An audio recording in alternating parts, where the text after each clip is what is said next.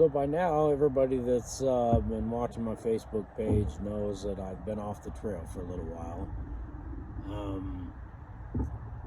Obviously, I didn't complete the trail. Matter of fact, I didn't even make it to the 100-mile mark.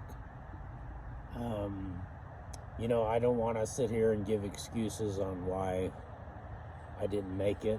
There's a couple reasons, but I wouldn't call them excuses.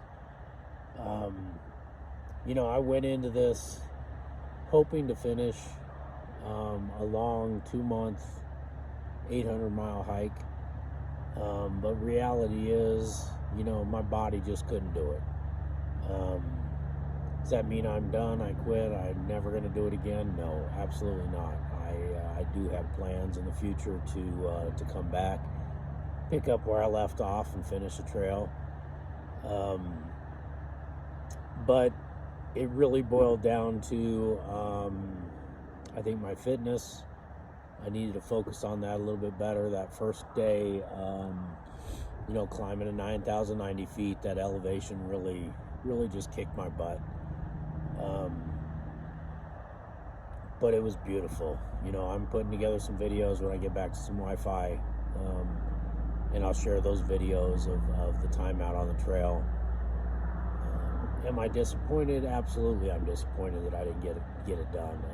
But I also went into it with the trail being secondary.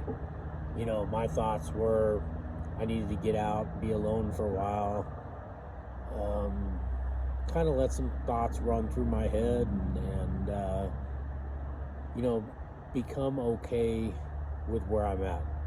And, even though I was only out there a short amount of time, I think I came a lot closer to that, being okay with where I'm at in life.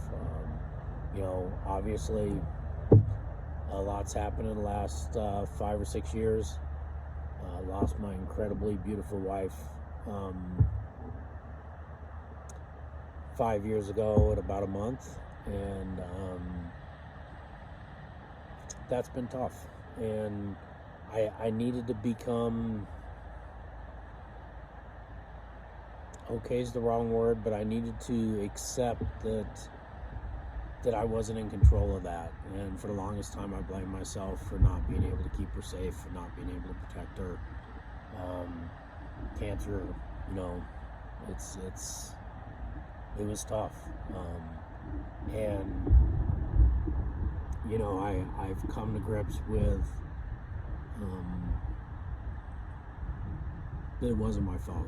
I did everything I think I possibly could.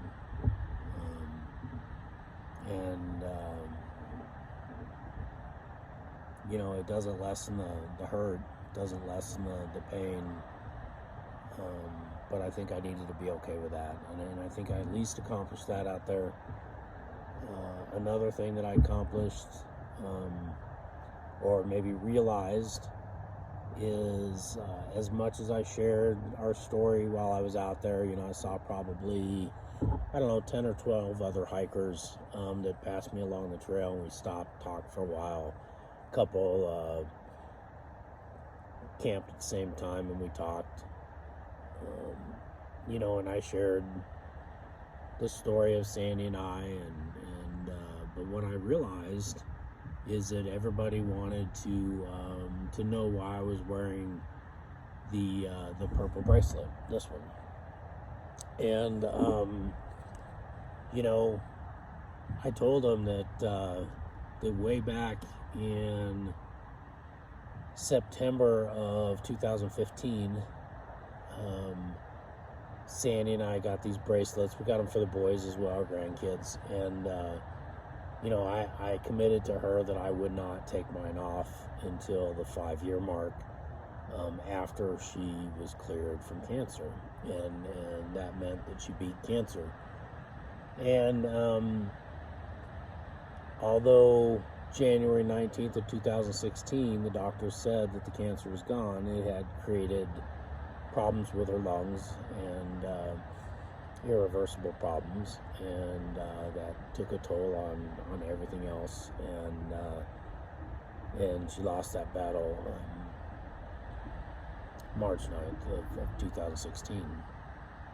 And I just haven't, I've never ever taken this bracelet off. But what I came to realize is, as people wanted to know why I was wearing that bracelet, I was only focusing on the last 9 months, from the time she got sick in June till she passed away in March. And I wasn't going down the story of how incredible our life was together. And everything was just right. And, you know, we fit together perfectly, you know, like a puzzle. And, you know, I wasn't sharing that story. And so, you know, today I plan on taking this bracelet off for the first time, and I probably won't put it back on. And I think that way, when I share the story, it's less about the cancer and what happened the last 9 months, and I want to focus on, you know, the 12 years prior to that, and 13 years prior to that.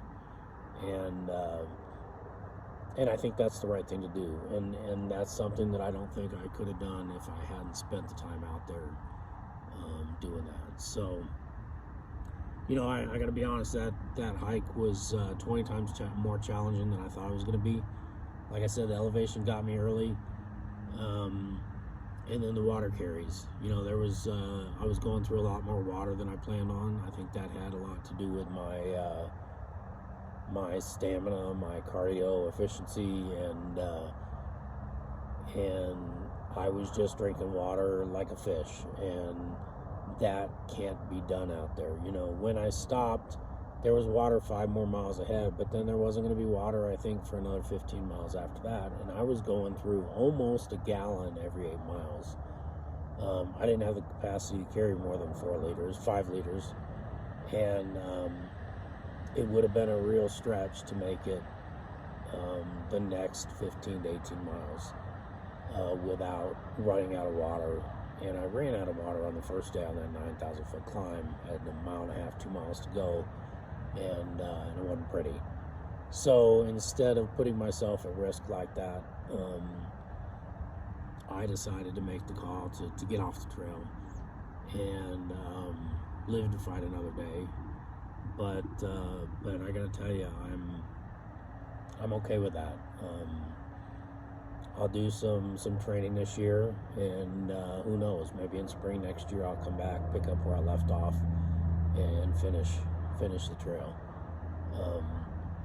But yeah, so anyway, I wanted to update everybody. I'm sure everybody's been asking, but you know what, I feel like it was a blessing to get out there, to try it. Arizona's amazing. It's not all desert that you would think it would be. As my videos will show, when I come up, saw some wildlife out there, saw just incredible views from on top the 9,090 foot Miller Peak and forward. So yeah, so look forward to those videos coming up, and I really appreciate all the support that everybody gave me. You know, it was a real blessing to be able to spend the last couple weeks with my daughters and my grandsons, 2 of my grandsons, and you know, I got to spend Easter with them, which I generally have been avoiding holidays for the last 5 years to be around anybody. But I gotta tell you, it was really nice having Easter with with some of my kids and grandkids. So that was, I guess, another accomplishment. But yeah, so anyway, thanks everybody for the support. I'm not done yet, and I will